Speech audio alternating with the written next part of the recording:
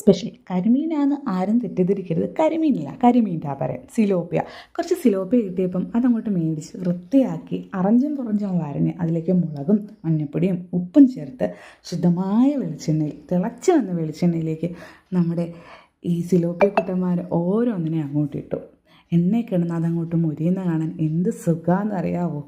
Super സ്മെല്ലാണ് ഈ സമയത്ത് വരുന്നത്. കാരണം പച്ച വെളിച്ചെണ്ണയിലേക്ക് മുരിഞ്ഞ് നന്നായിട്ട് മൂത്ത് വരുന്ന സിലോപ്പിയയുടെ മണം, ആഹാ, അത് പറഞ്ഞറിയിക്കാൻ പറ്റുന്നതിന് അപ്പുറമാണ്. 2 സിലോപ്പിയും മുരിഞ്ഞ് വന്നപ്പം കാണാൻ എന്തൊരു ചേലാണെന്നറിയാവോ. ആർക്കായാലും കൊതി വരുന്നുണ്ടെന്ന് എനിക്കറിയാം, നിങ്ങൾക്കും കൊതി വരുന്നുണ്ടെന്ന് എനിക്കറിയാം. ഒരു പറ ചോറുണ്ണാൻ ഈ മീൻ വറുത്തത് മതി. ഒരാഴ്ചത്തെ എല്ലാ ക്ഷീണങ്ങളും അകറ്റാനായിട്ട് ഈ സിലോപ്പിയം ചോറും എൻ്റെ പൊന്ന് സാറേ, പറഞ്ഞറിയിക്കാനും വർണ്ണിക്കാനും പറ്റാത്ത ഒരു അടാറ് കോംബോയാണ് മലയാളികളുടെ എന്നത്തെയും എക്കാലത്തെയും പ്രിയപ്പെട്ട മീൻ വറുത്തതും ചോറും.